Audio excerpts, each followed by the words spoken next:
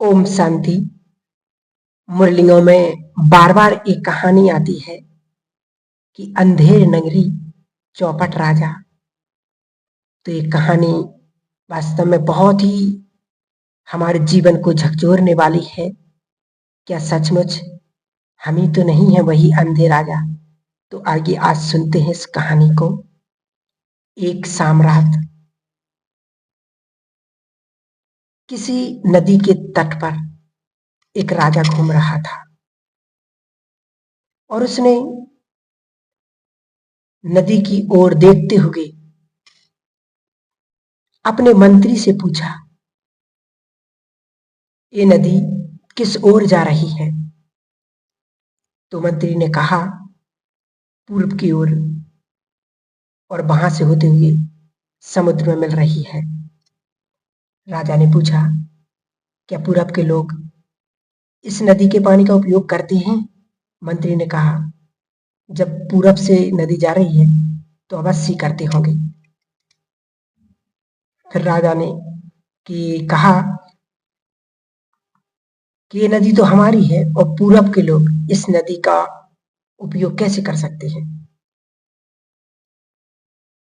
तो राजा ने आदेश दिया कि तुरंत एक दीवार बना दी जाए और आज के बाद हमारा पानी पूरब की ओर ना जाए। मंत्री ने कहा, परंतु इससे नुकसान बहुत हो सकता है। राजा कहता है कि नुकसान हो सकता है, नुकसान तो हो रहा है। जो हमारा पानी पूरब के देशों को मिल रहा है, वो कहता है तुरंत आज्ञा का पालन होना चाहिए, एक दीवार बना दी जाए। मंत्री तुरंत कारीगरों को बुलाता है और कुछ ही समय में नदी का सारा पानी घरों में घुसने लगता है और लोग परेशान होने लगते हैं। सभी मंत्री के पास पहुंचते हैं और कहते हैं, कुछ कीजिए। मंत्री कहता है कि मैं कुछ करता हूं, धीरज धरो। और वो एक युक्ति निकालता है। उस रात जो राजमहल में घंटी बजाने वाला होता है, उसको कहता है कि जब तुम घंटी बजाओ, जितनी तुम घंटी बजाओ उससे डबल बजाना। रात को 3 बज जाते हैं, तब वो घंटी बजाने वाला 6 घंटी बजाता है। इसका मतलब 6 बज गई है। और जब 3 बार घंटी बजाता है और राजा उठ जाता है और देखता है, मंत्री वहां उपस्थित होता है। क्या सुबह हो गई है? राजा पूछता। तो मंत्री कहता, हाँ हो गई। राजा कहता, अंधेरा क्यों है फिर? तो फिर मंत्री कहता है, क्योंकि हमने नदी का पानी पूरब के देशों की तरफ जाने से रोक दिया। शायद उन्होंने सूरज को इधर आने से रोक दिया है। तो राजा कहने लगा, तो हम अंधेरे में रहेंगे? मंत्री कहता, हाँ, सुबह तो हो गई है परंतु सूरज नहीं आया है। जब तक हम अपना पानी उस देश की तरफ नहीं जाने देंगे, वो देश वाले सूरज को यहां नहीं आने देंगे। तो राजा कहता है, तुरंत दीवार तोड़ दो। और दीवार को तोड़ने का कार्य शुरू हो जाता है और सुबह होने तक दीवार पूरी टूट जाती है और सूरज उगाता है और राजा बहुत खुश होता है और मंत्री से कहता है कि तुम्हारी वजह से हमारी नगरी में फिर से उजाला आ गया, नहीं तो ये हमारी नगरी अंधेरी में रहती। तो मंत्री कहता है, इसमें क्या बड़ी बात है, ये तो मेरा फर्ज था। तो वास्तव में ये कहानी एक मूर्ख राजा की है। ये कहानी एक विवेकहीन राजा की है, जो नदी की धार को रोकने चला, जो नदी को सागर से मिलने से रोकने के लिए चला। तो ऐसा ये राजा जो सोचता है कि यदि सूरज इधर ना आए तो हमारे देश में अंधेरा हो जाए, तो अंधेरा मिट जाए। परंतु जीवन का अंधेरा तो अब भी है। जब आत्मा राजा इस तरह से विवेकहीन कार्य करता है, मूर्खतापूर्वक कर्तव्य करता है, तो जीवन रूपी नगरी में सूरज शायद कभी भी उदित नहीं होगा। यदि वो आत्मा ही वो राजा है और जीवन रूपी ये नगरी है, तो क्या इस जीवन रूपी नगरी में निरंतर प्रकाश है, निरंतर उजियारा है? हमारे इस जीवन के शहर में ज्ञान का सूर्य निरंतर प्रकाशित कर रहा है या नहीं? हर एक को अपने आप को देखना है। अभी अभी मुरली चली बाबा की, बाबा ने कहा, प्रश्न पूछा बाबा ने, अपने आप से पूछो मेरा पुरुषार्थ क्या है? बाबा डबल मास्टर बच्चों को देख रहे हैं, बच्चे भी हैं तो मालिक भी हैं। अपने आप से पूछो कि मेरा पुरुषार्थ क्या है?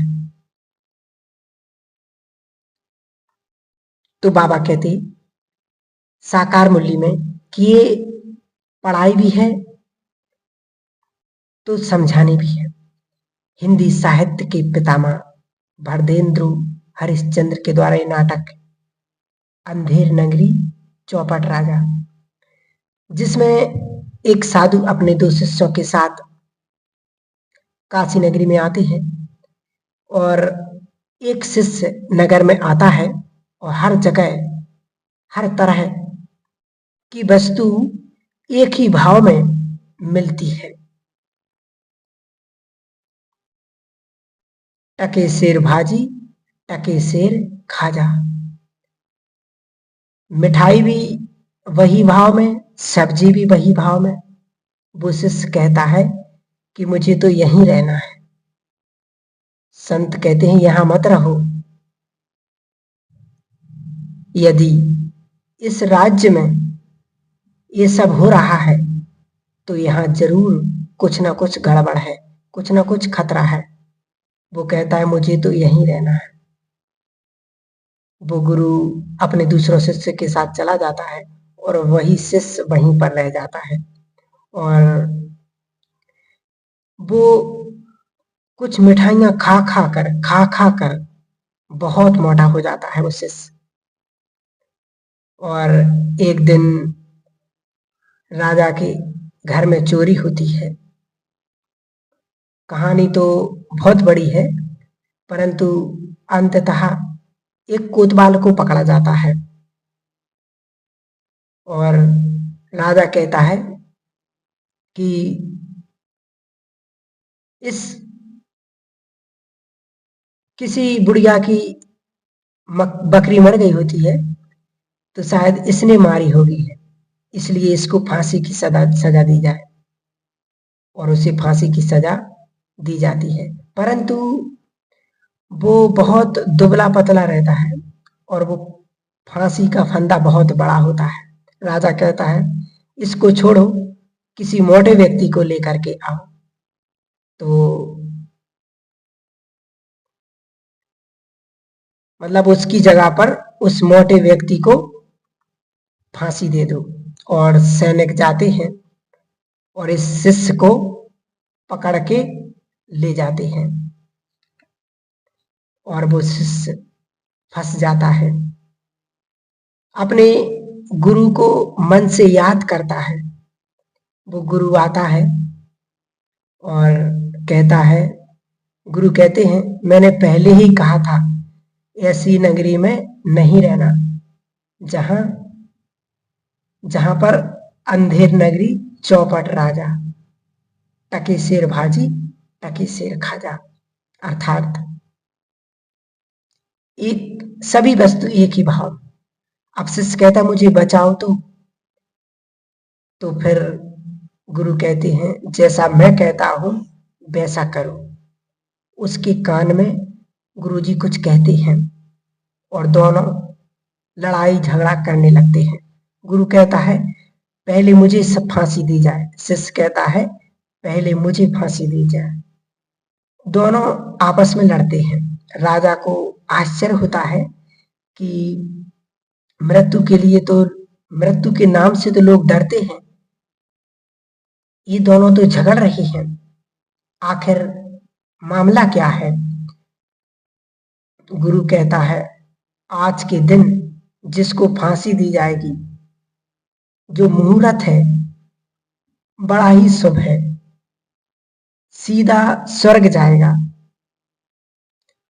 तो राजा कहता है तुम दोनों हटो, फांसी मुझे दी जाए,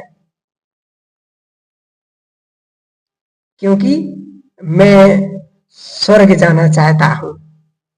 और फांसी राजा को दी जाती है। अंधेर नगरी चौपट राजा, ऐसा विवेकहीन राजा, न्यायहीन राजा, यदि मैं आत्मा विवेकहीन राजा हूं तो मेरे जीवन रूपी नगरी कैसी होगी? अंधेर नगरी होगी, वहां कोई प्रकाश नहीं होगा। और स्वयं स्वयं को बात करें कि कहीं मैं ऐसा तो नहीं हूं।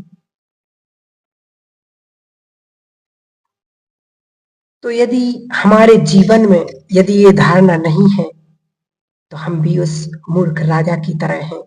और वो सभी ब्राह्मण आत्माएं इस धारणा से परिचित हैं, वो है अमृत वेला। यदि अमृत वेला अब तक भी नियमित नहीं है, अमृत वेला अब तक भी साधारण है, अमृत वेला अब भी बुद्धि भटकती है, अमृत वेला सुकून का अनुभव नहीं होता है, अमृत वेला ऐसे स्वयं को भरें कि संसार की बातें, संसार की चीजें, यदि ऐसा अमृत वेला हमारा नहीं है तो हम वही मूर्ख राजा हैं। ये हमारी सबसे पहली धारणा है। और एक सूक्ष्म बात सभी को याद रखें, जिसे अपनी डायरी में नोट करके रखना, याद रखना है। पुरुषार्थ सुबह जल्दी उठने का है ही नहीं, पुरुषार्थ सुबह जल्दी उठने का है ही नहीं, पुरुषार्थ है जल्दी सोने का। जो आकर्षण है रात के, रात का तिलिस, जो व्यर्थ की चीजें खींचती हैं सोने से पहले, यदि हम उन सबको रोक दिया जाए और जल्दी सोया जाए, जिन्हें सेवा नहीं है और जो सो सकते हैं, कोई ऐसे हैं जिनकी सेवाएं 11 बजे तक है, कोई ऐसे हैं जिनकी नाइट ड्यूटी है, कोई ऐसे भी हैं जो 8-10 घंटे ड्यूटी करके थक जाते हैं और फिर लेट पहुंचते। परंतु ऐसा नहीं है अगर, और अपनी दिनचर्या को एडजस्ट कर सकते हैं तो लक्ष्य रखना है 9, 9:30। जो जितना जल्दी सोएगा वो उतना जल्दी उठेगा। आयुर्वेद कहता है अमृत वेला चालू होता है 2 से 6 बजे तक। वात पित्त कफ, वात जो मूर्त है वो सुबह का है। और यदि कार्य भी कर रहे हैं तो सुबह उठ के किए जाए, क्योंकि सुबह का समय शक्तिशाली समय होता है। ऐसा समय दिनचर्या में कभी भी हो ही नहीं सकता है। और हम क्यों जागते हैं लेट? हो सकता है कोई सेवा नहीं, कोई कार्य नहीं, परंतु फिर भी व्यर्थ की बातों में, व्यर्थ की चीजें देखते हुए, व्यर्थ की चीजें सुनते हुए, व्यर्थ संकल्प करते हुए, व्यर्थ बातें पढ़ते हुए यदि हम सो रहे हैं तो अमृत वेला हमारा कभी शक्तिशाली हो ही नहीं सकता। यदि टीवी देखते देखते, मोबाइल में देखते देखते, इंटरनेट देखते देखते, इनको देखते देखते अगर हम सो रहे हैं तो अमृत वेला हमारा शक्तिशाली हो ही नहीं सकता है। और यदि शक्तिशाली अनुभव करना है अमृत वेले का तो समय है 3:30 से पहले, जहां सन्नाटा है, मौन है, पर उसके लिए रात को सोने से पहले जो व्यर्थ की चीजें हैं उन सबको हमें छोड़ना पड़ेगा। इसके लिए पुरुषार्थ सुबह उठने का है ही नहीं, पुरुषार्थ है जल्दी सोने का। जो सो सकते हैं, जिनकी ड्यूटी है वो कोई और बात है। तो अव्यक्त महावाक्य बाबा के कि अमृत वेला स्वयं को प्रभु प्रेम से इतना भर दो कि सारा दिन तुम्हें किसी देहधारी का प्यार खींचे ना। अभी अभी मूल्य चली है बाबा की संपूर्ण पवित्रता पर कि किसी से प्रभावित होना भी संपूर्ण पवित्रता नहीं है। तो हमें स्वयं को जगाना है, स्वयं से बात करनी है कि हे मूर्ख मन क्या कर रहा है।